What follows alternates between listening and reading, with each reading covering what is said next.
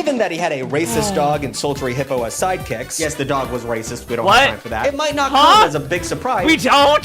Why don't we have time for the racist dog? Wait, maybe this isn't the hill I should be standing on. Next, we will be watching A Brief History of Chuck E. Cheese by Big Tug. Make sure to subscribe, like, and leave a comment in the doodly-doo. Your Tug is $1 a week. It What? is $1 a week. Oh my gosh! Exclusive content, you get a lot of cool things. If you don't know, Extra Tug, it's like a Patreon kind of thing. Like, it's this extra content. I think it's a different site, but you can go and subscribe to it. Sorry. Just letting you know what it is, because I feel like he's not giving context here, and I know what this is, because I'm actually really far out of date on his videos, but I love this dude. He's really funny. I mean, what are you spending $1 a week on? Gumballs? Maybe. You know, and I'm putting a lot of I work wish. in here. ExtraTug.com, exclusive content. Check it out. Yeah! Video games Go for it. and pizza. A slam dunk of any business model, genuinely. Can you think of Oh. two better things for a young boy to indulge in? Besides drugs and gambling? So if the business is perfect, I have one question. Oh. Why add this f***ed up rat? How did you get the head? How did you get the head? No! What?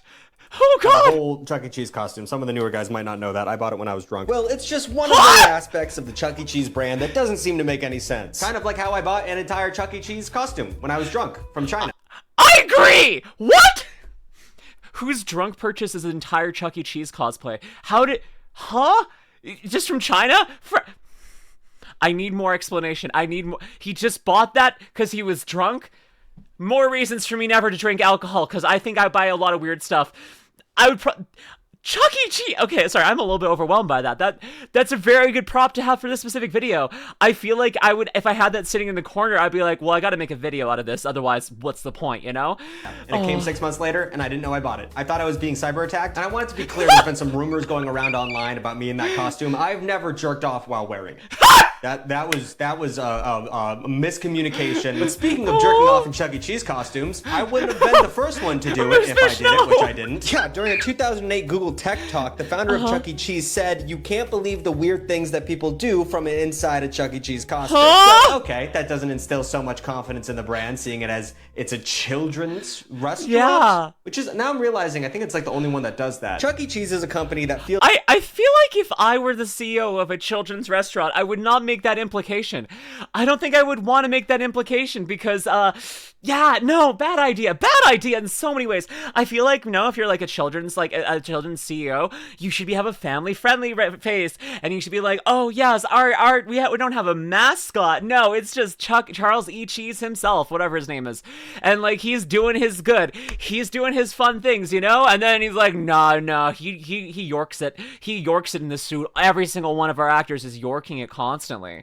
Feels like it's been on the verge of bankruptcy almost as long as it's been in business. But somehow, like a drug laundering money scheme, it keeps spreading its influence across the globe. And in the process, Chuck E. Cheese has become an insanely weird but legitimate cultural touchstone. One that we celebrate even though it creeps us out to our core and sells extremely disgusting pizza. So seeing as I've been staring at this f***ed up head for such a long time, I thought it would be fun to dive into what makes Chuck E. Cheese tick. And mind you, the whole costume is inside the thing. I'm not going to put it on because it's warm today and I would have a heat stroke even though I'm in an air-conditioned room. This thing was not built for the an employee in mind. I can imagine children would be terrified when a man has a seizure wearing one of these things, and I'm assuming that's happened several times. This is a brief history of Chuck E. Cheese by Big Tug. He does like deep dive like teaching, kind of like learning, kind of fun things. Charles, no, he apparently randomly. So Big Tug apparently bought a Chuck E. Cheese costume from China randomly while he was drunk.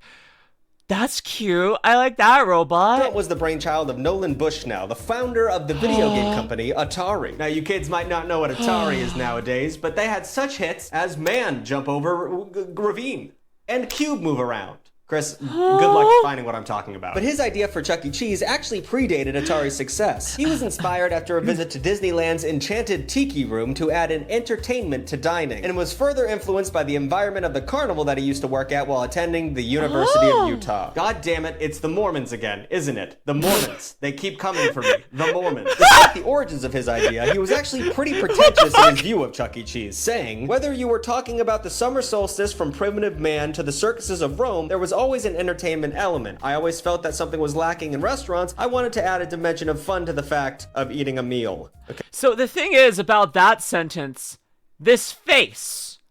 This is not entertaining. Nothing about this face is entertaining. Like, modern Chuck E. Cheese, not a terrifying monster. This thing would give me nightmares. If my parents brought a child me into a Chuck E. Cheese's and I saw this thing, I would just scream and run away crying. What is entertainment? Oh, I get it. Oh, I get it.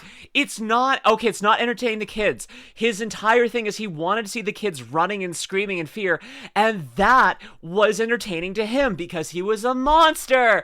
We're learning. It's in his eyes. He just wanted to terrify children. It makes total sense in that regard, because what the heck is this hell spawn that we're looking at here? Pizza time? No, that's freaking like satanic worship time. Like, what the heck? That something was lacking in restaurants. I wanted to add a dimension of fun to the fact of eating a meal. Okay, we're talking about a rat talking to children, so let's pump the brakes. Even as Bushnell worked on early video games like Computer Space and Pong, he was brainstorming ideas for his new Circus of Rome dining experience. Why does this game look so good to me? Oh, is it because there's a beautiful woman? I'm just like, I know what Pong is. I've never heard of Computer Space, really. But I'm like, this ad's really selling me on it. I'm like, wow, yeah. The game is a black screen, but very interesting. But that one, like we've got Pong. I can see the game. This one is you just stand at a cabinet and a hot woman looks at you. Fun game to me. I don't know. Eventually, he would land on the idea of branding his beautiful new Temple on a Hill restaurant, and he would call it Coyote Pizza. Obviously, that did not track. But he even bought a coyote costume from a trade show just to serve as the company mascot. But that doesn't. Okay, the coyote, I have to say, doesn't look as terrifying as Charles. I have to say. There was just one problem. When he ordered a costume, it came and it was a rat. I'm seeing similarities between me and this Mormon man. Now, it's a restaurant, so a big old rat, probably not the best mascot for a place where you're gonna eat food. But instead of buying a new costume, he just said, F it, I'll change my whole company idea based off of a mistake of a costume. Which, considering this was Bushnell's fucking pet project, his baby pride and joy, seems like a pretty lack of care in the situation. But at least he was talked out of his original idea for naming the restaurant Rick Rat's Pizza. Rick Rat? That's someone who gives you an STD. That is not a place where a children eats a pie. Instead, ahead of their 1977 grand opening, they settled on the name Pizza Time Theater, which is not that. Thank you for your help on the song cover that came out today. Thank you. Breakover. Yes, indeed. Hi, Kino. How you doing, darling? If you don't know Kino, he's one of the audio engineers on the song cover for today. Yes. That much better. And officially christened their rodent mascot, Chuck E. Cheese. In hindsight, it's pretty obvious why Chuck E. Cheese was a success. It's video games and it's pizza. I'm a young boy. That's all I want. Yes, it's out now, Kino. Actually, it's in the link in the pinned comment under Cheeky. But it's on my YouTube right now. It's also on all streaming services right now. Sorry, I forgot to tell you when it was coming out. My bad. I'm gonna get some food. Yeah, no worries. Oh my gosh. Basically, what every little boy's idea of a birthday party should be for the past 4 decades. And to add a cherry on top, they added animatronic characters who put on a little show complete with comedy and music. So we're talking dinner and a show for the little tykes on top of all the video games they can go play. In addition to Chuck E. Cheese, there was a whole host of other characters, like Jasper T. Jowls, a banjo-playing hound dog, who Bushnell himself described as stupid as shit. Things were different in the 70s. And then you had Dolly Dimples, a hippopotamus soul singer who would flirt with customers for a quarter, a little bit of a whore, and her boobs also would move when she sung a high note. So they had a whore hippo. I think now is a good time to remind everybody that in the late 70s, early 80s, everyone was doing a ton of blow. But anyway, dozens of Chuck E. That explains it. Honestly, like, some kind of, like, influence that is... you're under is the only thing that explains what that entire description I just heard. Because not only would that explain, well, first off, why they thought these hats would be a good idea. Second, why they thought all of those animatronics were not horrifying. And third, why they thought that Chucky wasn't like, what the fuck? Wasn't horrifying. Like, what the frick? Yeah, they had VTuber boob physics, a boing. Yeah, listen, now it's classy and fun. That was creepy and weird. This is... It wasn't creepy and weird. The boobs were just surprising. They weren't creepy and weird. But I'm just like, everything about this is confusing and strange. Especially the hats. It's a different time. Kids used to learn swimming naked. What? They made kids swim naked? Are we sure that it wasn't monsters and creeps that were teaching kids to swim? Because it does feel like that. They're going to make more sense in a moment. Okay. Cheese joints had opened by 1980, in addition to tons of copycat stores. You had Tex Critter's Pizza Jamboree, you had Major Magic's All-Star Pizza Review, and you had Captain Andy's River Town. But that was small peas and tomatoes. That's not what the term is. But that was small town compared to what... Back then, there weren't as many assholes and predators. I'm going to say right now, I think there was more, but we weren't calling them on it. I think that's probably a better way to put it. I think there was more, but we weren't calling them on it. A couple of Chuck E. Cheese franchisees did when they started their own company, and they ended up getting sued because it was so close. And that little company that got sued was called Showbiz Pizza, home to the legendary animatronic band, the Rock-afire Explosion. Once again, cocaine, always involved. After several years rapidly expanding across the country to compete with Showbiz Pizza, Chuck E. Cheese finally won in court, just in time for the video game crash of 1983. This is about the 100th time I've mentioned the video game crash of 1983. It keeps coming up in my videos. So we got the Soviets, the Mormons, and the video game crash of 1983. Cool. I'll put that on a t-shirt at one point. That year, the company lost tens of millions of dollars and filed for bankruptcy. And in a weird bit of irony, Chuck E. Cheese was bought by rival Showbiz Pizza in 1985. So like they won the lawsuit, and then they're like, oh, we have no more money. And Showbiz was like, hey, you just sued the shit out of us. I got like $5. Give me Chucky. Give me Chuck E. Cheese right now. But in an even more confusing twist, the rights holders for Rock-afire Animatronics refused to make a deal with the new merged company, so now the failed Chuck E. Cheese concept would replace Rock-afire at all Showbiz locations. So now Rock-afire is no longer still Rock-afire, but they have Chuck E. Cheese, and the Rock-afire Explosion is no longer there. So like, are you keeping up? Because I'm not. But I guess it makes sense that the history of Chuck E. Cheese is madness. I mean, we're talking about a pizza restaurant with a rat mascot. Speaking of which, I think right now would be a great time to dive a little bit deeper into the lore of Chuck E. Cheese himself. There's lore. Good, there's lore, because freaking this isn't already a cluster frick of like madness. Like, I keep feeling like this entire endeavor has just been people like high out of their minds being like, hey, you know what we could do that would be really insane? It's like, hey, you know what, I'm not gonna give like merch rights over. Hey, you know what, let's use this failed company instead of our succeeding company. Hey, you know, it'd be insane. And I kind of love it. I'm not gonna lie, I kind of love it. Everyone did drugs back then. Exactly. How would Rasputin exist? Exactly. No. This is just, people are just losing their minds constantly, and I kind of love it in retrospect. Wouldn't want to live there, but I do love it. I wouldn't want to live through it, but I love it. Oh my gosh. He does have more. He's not just a rat that skateboards. That's a newer inclusion. He didn't used to skateboard. Given that he had a racist dog and sultry hippo as sidekicks, yes, the dog was racist. We don't have time for that. It might not come as a big surprise. We don't! Why don't we have time for the racist dog? Wait. Maybe this isn't the hill I should be standing on. Do you want something to rub all over you? Well, look no further, because I have a brand deal with Cheeky Soap, and you can get 10% off by using code STAR at checkout. This soap, it lathers better than any soap I've ever had, and unlike other fancy soaps, this one holds its shape. It doesn't immediately turn to mush as you're using it. This has the same firmness as a cheap bar soap, but has the same quality, delicious scent, and lovely body feel as a highly artisan soap you would get at the farmer's market. Also, if we sell enough soap, then they're gonna get me my own soap, so I can be right next to Giga and Iron Mouse. So please use code STAR at checkout and get 10% off.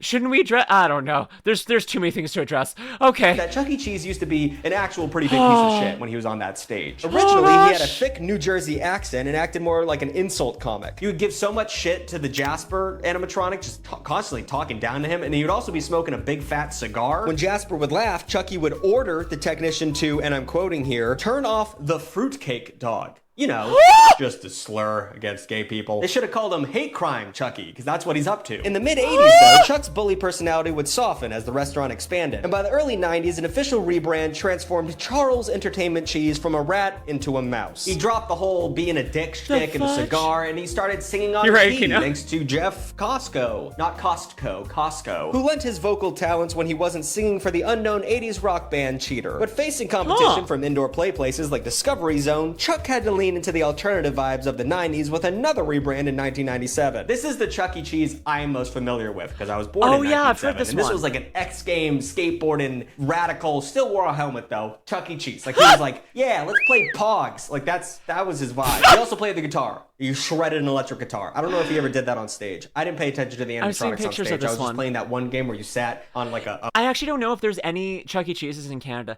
because I remember seeing in like old advertisements like for Chuck E. Cheese stuff, like at various eras, but there was never anything here.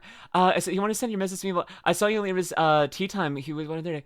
I just want to say I sent you a business email. I saw you on Oh, okay, I'll take a look at my business email. It's good to see you. Good to see you around. Hi. Hi. I appreciate that. But I'll take a look at that after stream. Do not worry. Sorry. I don't think that there's Chuck E. Cheese's in Canada. I don't think that we actually did anything similar to this, which is kind of hilarious considering we do have we have a beaver mascot as Canada's thing. So I'm a little bit surprised we never did well, we're gonna just do our own thing. It's Chucky. No, it's Maple Eat Cheese. Aha, because it's a beaver and still eats cheese for some reason. I feel like I remember search right. Chuck E. Cheese got one Canadian place before closing. Maybe I'm thinking of the wrong business. I'm guessing the Canadians were just no, that's creepy. No, we did have Chuck E. Cheese in Canada. I know I went to one. Okay. I think Chuck E. Cheese is still in business. I don't even know. I have no idea. I have no earthly idea, honestly. A bike and you pedaled and you went up to the ceiling, which was unbelievably dangerous. There was no seatbelt. Huh? Chris, please, for the love of God, put a picture on that. But then in the 2010s, it would be another weird turn for our beloved Pizza Mouse when the company decided that after 40 years, it was time for a final and official origin story. So to begin, they decided to make Chuck E. Cheese an orphan. Cool. Great start. And he was an orphan at an orphanage called St. Marinera's. So it's a little bit of pun on childhood sadness. Eventually, he moved to the Big Apple and started squatting in a pizzeria. And then the pizza owner tried to kill him. This is all official, by the way. They tried to kill him, and then Chucky was like, no! And he sung. And then the guy was like, hey, yo, this rat's talented. Let's make him sing for the customers instead of murdering him. But we still might murder him, though. So I think they're going for cute with this, but taken out of context. Or no, just the full context. This is not taken out of context. Very dark. It's like the Batman Begins of the Chuck E. Cheese universe. And who, by chance, became the singing voice of Chuck E. Cheese in 2012? The voice so majestic that a pizzeria owner would risk numerous health code violations to showcase his talent? Well, that would be the lead singer of early pop-punk 2000s band, Bowling for Soup, which I'm all for. I mean, that man, actually, put a picture of him on the screen, Chris. That man is an animated rat, so I really believe in him. From one animated rat to another, this man gets the vibe. Okay, so we've got... I do remember. Okay, Bowling for Soup is a good band. Okay, so that's I take that as a W. I do know Bowling for Soup. Bowling for Soup is pretty good. They're not my favorite or anything like that, but they're pretty good. Oh my gosh. Okay, so I mean... Yeah, maybe the lore origin story is because it kind of almost feels like Chuck E. Cheese is still there under duress. He's only actually participating under threat for his life, which makes him a tragic figure that you want to help escape. But they're like, nah, just have fun and play games, normal things. And I'm like, huh? Yeah, what the heck? What the frick? Given a lot of screen time to Chuck E. Cheese here, obviously, he is the star of the Pizza Rat. However, I'd like to give a special shout out to the rock-afire explosion of showbiz pizza. For a lot of 80s kids, showbiz pizza looms just as large as Dick the Birthday Boy? What an unfortunate turn of events. Hey, does anyone know if anyone recently naming their kids Richard or anything like that? Because I feel like at this point, enough of us are like, nah, that's a bad idea, that I would not because you're like, oh, they're Richard. When they're a kid, we're gonna call them Dick. And I'm like, no, I don't think that you can name your kid Richard anymore. I think that's off the table. Unless you're gonna call him Richie, but you're at least not, if you're gonna call him, if it's Richard, it's never gonna be Dick, and I don't know why.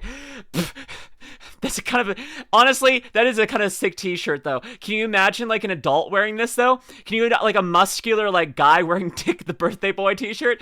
Instructions, unfortunately, very clear. Burn the shirt! Take Dick out of it first. Richard, it's a Rick. Okay, Richard, Rick, Ricky, there's some other ones. Dick is not the option. But honestly, as an adult wearing this would be super, super funny. I don't know, but that's how, so Dick is the shortened form of Richard. I don't know. I'm not the one who made this up. People are trying to talk about this right now. But yeah, Richard it's Rick now. There's no way anyone is ironically calling their kids Dick unless they hate their child. Exactly. Oh my gosh, Robert somehow becomes Bob. I don't know. People... I'm reading the ones that got covered up. Dick is the best option for the name. I could have so much fun with that name.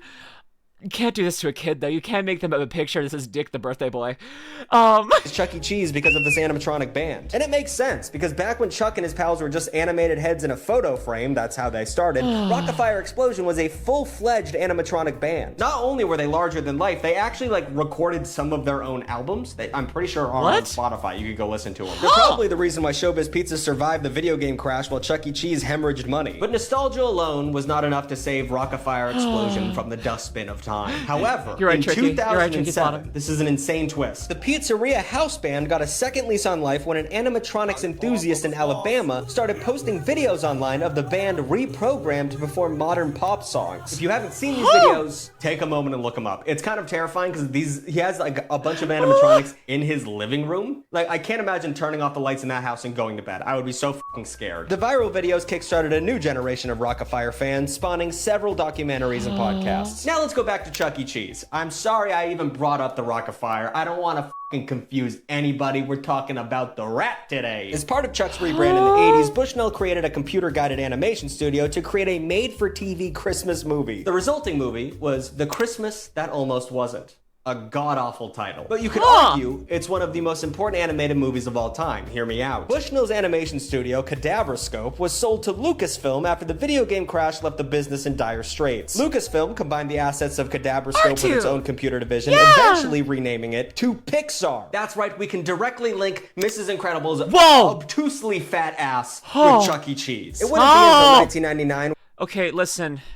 I'm afraid of Miss Incredible's fat ass for very different reasons than I am of Chuck E. Cheese. But if Chuck E. Cheese is a sin we must bear, to have those childbearing hips ready for our screens, I think it's worth it. I think that sin is worth to bearing it. I think that is the sin that we can take it to heart and we can hold together, because that truly feels like it is worth it. We can deal with it. I do love Elastigirl. She's awesome. I really want, what I want for like Incredibles is not another sequel to Incredibles. I want a prequel. I want to see like the origin story for Mr. Incredible, Mrs. Incredible. I want to see them coming to learn how to use their powers back in the heyday of superheroes, back when it was big and things. I want to see that. Like, I know it would be I feel like it'd be fan servicey, but I really want to see that. Like, not even like, maybe even just like following one of them, like just following Elastigirl, or Mr. Incredible, I guess, but like just following one of them and like them coming to being a hero. It may be a little bit fan servicey, it might be a little bit strange, but I really want to see that because we got like so much hints of that and we never get to actually see that. I want the kids to grow up. That would be really good too, but I just really wish we could go back and see like the heyday of it all. That'd be really good. Kind of showed that in the first movie, but they didn't really get to. The first movie, like we see them like in the heyday, they meet up for their date, and then we skip ahead to them being adults. And we get like little flashbacks and like, oh yeah, that was that guy you knew. But we didn't get to see like Elastigirl first like discovering her powers, which can you imagine it would have been a bit like to Elastigirl to accidentally stretch like that?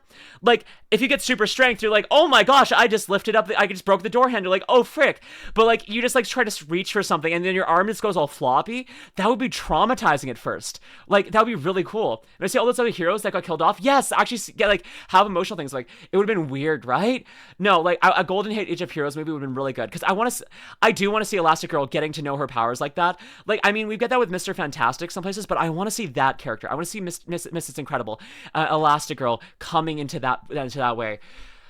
That's just, I don't know, my own little fan servicey wishes I wish I could have, you know? Where Chuck E. Cheese would make a direct-to-video film called Chuck E. Cheese and the Galaxy 5000, which is a mostly forgettable film, but there are some important lore tidbits that this does solidify. Like, for one, Chuck E. Cheese and his friends are attracted to humans, which has a lot of terrifying implications. Yeah! In the movie, the mouse falls in love with a woman named Astrid, and then there's even a scene where Chuck, Jasper, and the crew all watch her ass as she walks away. And then there's the most recent film in the Chuck E. Cheese canon called a Chuck E. Cheese Christmas. A lot of Christmas terrifying films they're going for with Chuck E. Cheese. I don't see the connection. Which one reviewer described as pro-ghost kitchen propaganda.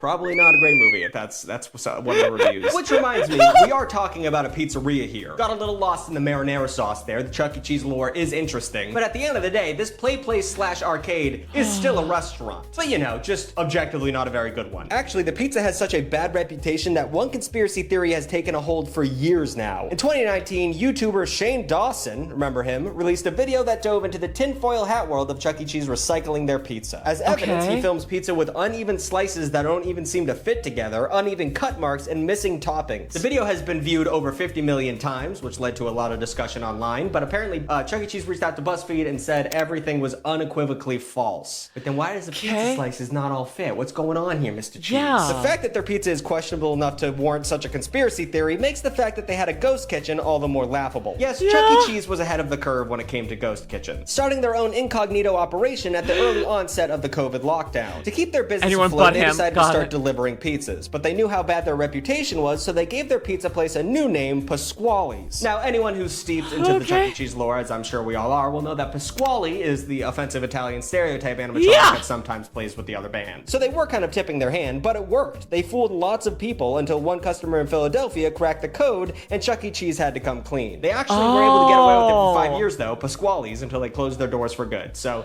they tricked a lot of them. Okay, MatPat actually figured out why they look like that? Okay, well, that's something to look into. People find that. Yo, why is my arm stuck in the speeding car 5 miles away? Elastigirl, 8 years old. Like, oh my gosh, Elastigirl. She, like, is being dropped off at school by her mom. Her fingers get caught in the door. She doesn't notice because they stretched and it didn't hurt. And then she just walks in, and then, like, her mom drives away, and the arm just starts, like, extending, and she just doesn't notice. Like, she feels like her arm feels a little bit weird, but she's like, whatever, it's fine. Like, just something's happening. It doesn't feel that bad. And then people are just screaming in terror as the mom's car just starts, like, freaking clotheslining everyone in space. Oh my gosh, that'd be great. Or she discovers Max's tension at the same time. Oh my gosh. At a certain point, I think the mom's car would get hooked on it, and then they'd be like, oh gosh, can you pull... Wait, okay, so I'm trying to figure out with Elastigirl's, like, bones, could she get her like, arm dislodged from the socket? Or if it did, would it just snap back in place? I'm wondering. I don't know. Anyways, that is irrelevant. What was I talking about? Sorry, I was gonna talk about something else, and then I saw the comment, and I lost track of it. I'm not against the idea of ghost kitchens in general, like, it makes sense, but I do think that it would be, like, it does kind of lead to more, like, smaller businesses being pushed out. I tend to prefer much more going for, like, smaller business as opposed to, like, one, like, I don't know, McDonald's is making food for, like, 50 different, like, restaurants on, like, DoorDash. I would prefer, so what it goes a ghost kitchen? Basically, like, so you have, let's say, well, Chuck E. Cheese's kitchen. They will put themselves on, they will, like, sign up with another company. Like, let's say, completely, this is not an actual one, but let's say Chuck E. Cheese signed up with Wendy's. And Wendy's is like, hey, we'll give you the stuff. Can you cook Wendy's stuff in Chuck E. Cheese? And then have the DoorDash people come up and pick up the Wendy's food there, and you can drop, and then they can do it there. And even though there's not a Wendy's. It's normally not a Wendy's. It's just, I'm using that as an example, okay? That's all an example. That's basically what a ghost kitchen is. It's basically like using another kitchen as that. The video is in, look at this. Thank you, Ironworks. If you want to check it out, join the Discord as well. He made theory on the Supers and Incredibles and get their powers from government experiments. Ooh, I should do that. Could be worse. Could be Wendy's. Yeah. Americans, and you gotta give them credit. No one ever said a rat was a moral compass. You know what I mean? True. Of course, the actual experience of dining in these restaurants is a complete sensory overload. You walk in, you're immediately slapped in the face with a scent of Parmesan, and it's not coming from Parmesan. And then you just get an assault of sounds and flashing lights and bleepy bloops from all the games that are, like, made for children. Now, this is a part of the video where I'm not going to regale you of all the different arcade cabinets here or how goddamn good I was at skee-ball, but I do want to talk about the one scam facing the children of this nation, and that is the ticket system at Chuck E. Cheese Arcade. It's a joke. You know how these machines spit out tickets that you can redeem for prizes? Or at least they used to. Now I think it's like a card system, which is lifeless and not as fun, but you get tickets on a card. But anyway, this system is massively ripping off our kids, and we just sit around and encourage it. In a way, it is encouraging gambling. You know what I mean? It kind of is. I think that's a lot of, like, why you, like, see in Pokemon games, stuff like that, they've even removed, like, the game corner, which I think is false. But I think that there is this intention, like if we don't introduce kids to gambling earlier, they won't get into gambling. But I feel like that doesn't really work. I think gambling is something that just humans are naturally susceptible to. And while we do need to be encouraging proper, like, healthy habits for gambling, I don't think just cover their eyes, they won't know about it, is the solution. Personally, also on my game corner back, maybe I'm a little bit here. Hi, Lumi, I'm here from Chelsea Students. Welcome in, Kitty Pleasure. Thank you so much for being here. Chelsea is amazing, and I'm glad you're over here. I bring to friendship flowers. Hi, Netso, welcome in. Gambling, I like gambling games, so listen, I'm a gacha streamer. I do a lot of gacha games. I like gambling, too. I think there's healthy, responsible ways of doing gambling, and but, like, I don't know if that, but I also don't think that, like, hey everyone, sensory overload gambling is the solution. I'm not saying that any solution here is right. I'm just saying, That's what I'm saying. I'm making a cat sound and moving on. I think that's the correct answer to all of life's problems, is to meow aggressively in the general direction of your problem, and then it will go away. Is real money just so it's known? Of course. All humans susceptible. Let's give ways our kids to learn negatives about the games. Don't spend real money. Exactly. Like if you're playing in a Pokemon game, sure, you might lose some in-game currency and then be like, oh, I understand why this feels bad. I can learn from this, but there's no actual harm done. It's just in-game currency. But like, I don't know. We'll see. I play a lot of gacha games, and I only pull the characters that got my interest. Of course. Yeah, no, like, see, I do that too. Like, I skipped, what's her name? Snow Crane, on NIKKE, because I'm like, no, I mean, I could pull for every character, but I don't want to. I want to pull for the ones I want to pull for, and I will use my money as I want to, and save up as much as I can, you know? Yeah. Get money from your parents, then play games of skill like, I don't know, whack-a-mole in the hopes that you win enough to afford a finger trap or a fistful of Tootsie Rolls. God bless you if you have your eye set on a higher ticket item like, I don't know, a plush toy. Any of these things behind the prize counter might max out at 20 bucks at Target, but you'd spend hundreds of dollars on games to get enough tickets to buy them. You can always tell the kids that are going to grow up to be a gambler because they perfected the art of the cyclone, that thing that spins tickets around, and they're like licking their arms so like the tickets stick to them and shit. Stop. There's no way that's cost effective. Oh no, sorry, that's the wrong one. Sorry, that's not what I was talking about. The cyclone machine is a game of timing when players try to stop a spinning light at the point that gives them the most tickets. It's the kids' bot version of roulette. I don't know what I was talking about with that other one. That was a thing though. Chris, I'm giving you a hard time in this video. I'm making up a lot of nonsense. So while the kids are choking down not recycled pizza and putting their greasy, boogered covered hands all over the games, what exactly are the adults getting up to? Because you gotta have an adult with you. They don't let kids in there without adults, which is smart. Well, it turns out they're beating the shit out of each other. And that is not a joke. Chuck E. Cheese's have become notorious for parents brawling at the birthday counter. Why? What? Well, maybe because they're getting boozed the up. A lot of Chuck E. Cheese's actually serve liquor, which is insane. However, fights also happen at locations where there's no liquor, so it just might just be like the rat is putting rage in every parent's heart. In 2007, one location in Wisconsin had to call the cops 12 times to break up fights. That's Waffle House level numbers for a Chuck E. Cheese location. And it's not just Wisconsin, it's literally nationwide, and these fights can take a really dark turn too. In 2021, a woman was sentenced to 10 years in prison after fatally shooting another woman in an Iowa Chuck E. Cheese. They were arguing over a game card, apparently. Like, what the is going on? In 2022, a dad was actually shot and killed in the parking lot while carrying his daughter's birthday cake. And just last year, a fight broke out at a Chuck E. Cheese at a 5-year-old's birthday party, and the father was beaten so badly that he had to be put into a medically induced coma. What is going on at Chuck E. Cheese? Thanks for watching. What? That's literally how I'm going to end this video. Chuck E. Cheese incites violence within adults. That's what we should walk away with. I'm not putting on the costume, by the way. It doesn't fit. Like, it goes above the camera, so I can't do anything about that. Like, comment, and subscribe. New videos every Saturday and sometimes Wednesday. And shout out the extra Tuglets. $4 a month. You get a new video every week that's exclusive and dirty and raunchy and scary. And then I also make videos where I answer viewer questions. And also you get to support me, which is great for me. And also you if you want to do that. And you get your name at the end of the video. Look at all these people. They can't be wrong. My gosh. Well, if you're watching this on YouTube, head on over to twitch.tv/LuminusRed and drop a follow. Come hang out. Until next time, my lovely stars. Bye!